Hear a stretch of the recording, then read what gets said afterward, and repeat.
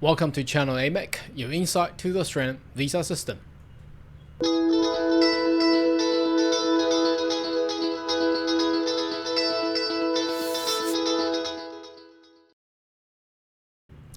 Good day everyone, my name is Carl Young, your online YouTube visa consultant.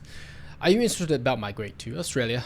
Why don't you consider to subscribe to my channel and turn on a little bell on the side, so once we have all the updates and news, you'll be the first one getting all the insights.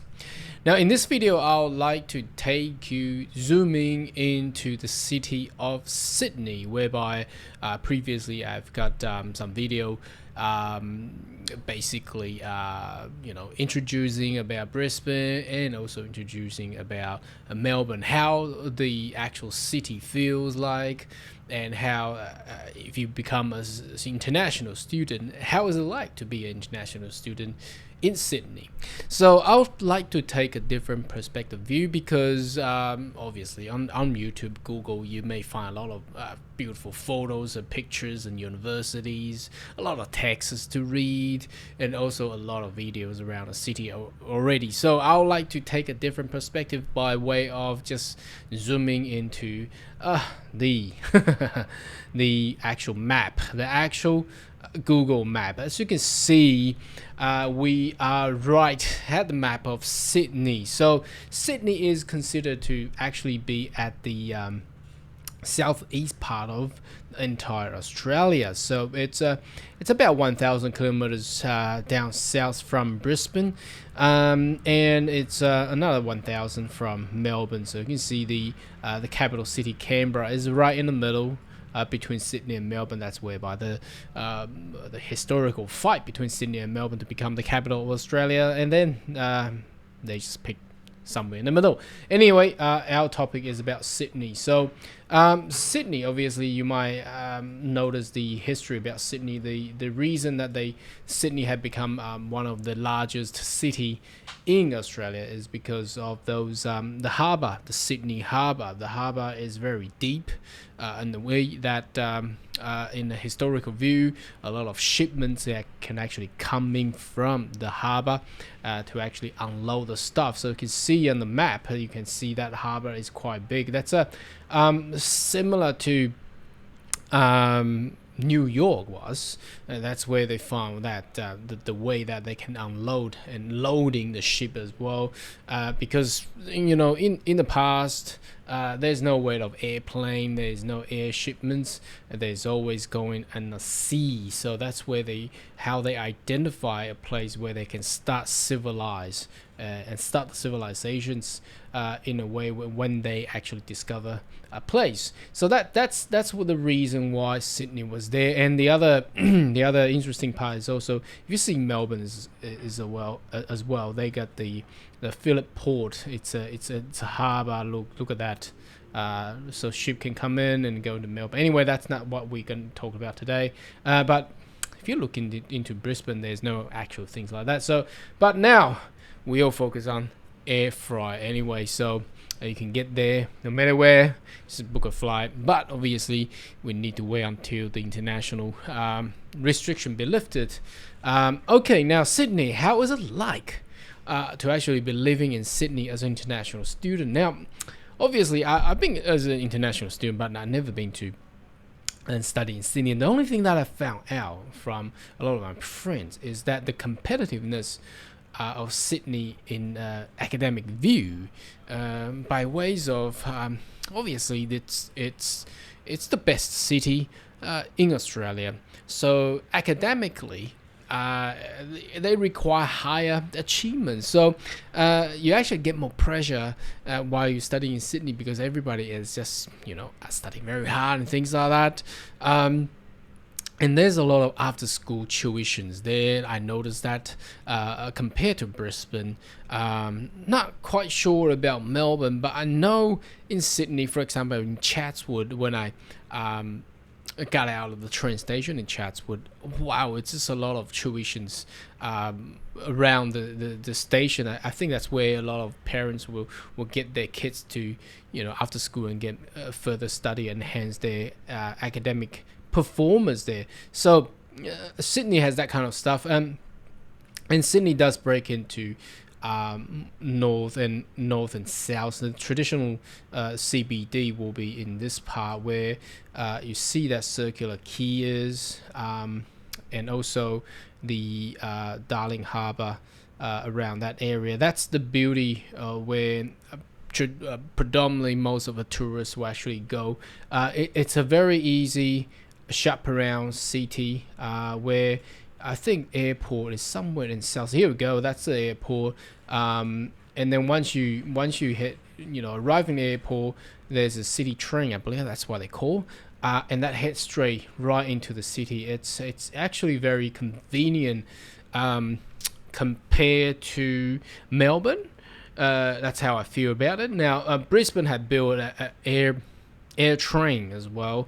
That makes it much more convenient, where you just jump into the train and then you head straight into the CBD. Now, the full accommodation and things. What I can say is in Australia, most of the cities are, I've been to Adelaide, Melbourne, Sydney, and Brisbane. Food, I think they're around the same. The only differences will be the accommodation costs. Now, Sydney, obviously, we're talking about will be at the highest cost in rental and living and accommodations, obviously, because the crowds and, and also the number of tourists in there. So obviously it's gonna be much more expensive. I think it's almost like double of what you get in Brisbane, about 50% more compared to Melbourne. However, in Sydney, the only problem that I experienced is that obviously the train taking from airport to the city is very convenient, but if you want to live there and drive around, wow, it's like coming back into Asia. The cars and numbers of transportation and it's just massive. You get into a lot of traffic jams and things. So for example, if you want to just take a ride from the CBD to North Sydney, it'll take a while, and although it's not much, it's just over the the Sydney Harbour and going through Harbour Bridge, but sometimes it take quite a while. So but the more convenient way is to take public transportation like train and metros.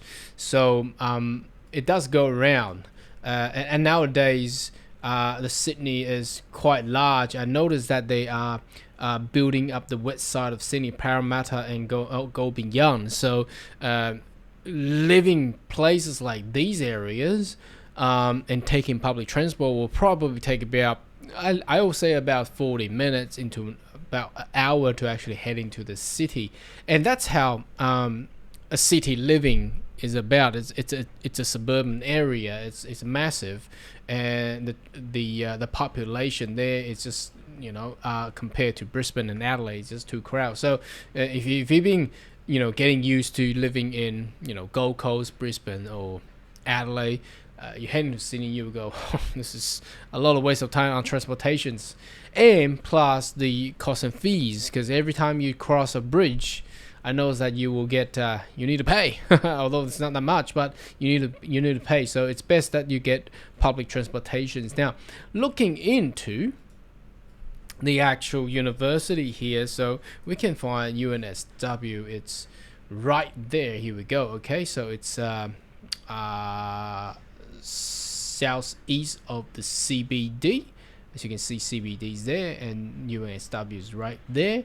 And there's also University of Sydney. So let's have a look. It's closer to the CBD. So here we go. That's University of Sydney right there. Okay, it's much closer. It's nearby Haymarket. That's traditionally where a lot of that's in the main train stations over there. And also if we go to UTS, here we go. Okay, it's even closer. Okay, UTS, it's even closer to the city. It's very close to University of Sydney there, and there's also Macquarie University. Let's jump in there. It's a bit further. That's campus is over in north side of Sydney, and there's another one in here. So another one in the CBD. Okay, so you can see that there. So okay, most of the university are located in the in Sydney CBD, where it's not north side, south side of the Sydney. So that's where predominantly all the populated area is gonna be. Now, apart from all that, I think the general experiences in Sydney, it's good. Now, due to the busyness of it's a commercial, very commercial city. So I noticed that the people there are not as friendly as. I'm not saying that they are not friendly, but if we can give it a rate for all different cities in Australia, obviously they're not. They're just too busy to actually be friendly with you. For example, if you're in Brisbane or Gold Coast, and you walk around the city, in the morning people will say hello in morning and things like that, but in Sydney it will be awkward if someone actually speak to you and say hello. It's just a little bit different. I'm not too sure about living in the residential side of the Sydney, for example Parramatta, or going further west of the Sydney, but anyhow, that's how my experiences, and also how I have heard and hear from my friend living in Sydney. What do you think about living in Sydney, or what do you think about becoming an international student in Sydney? Why don't you leave a comment right down below? And I'll see you next video. Goodbye.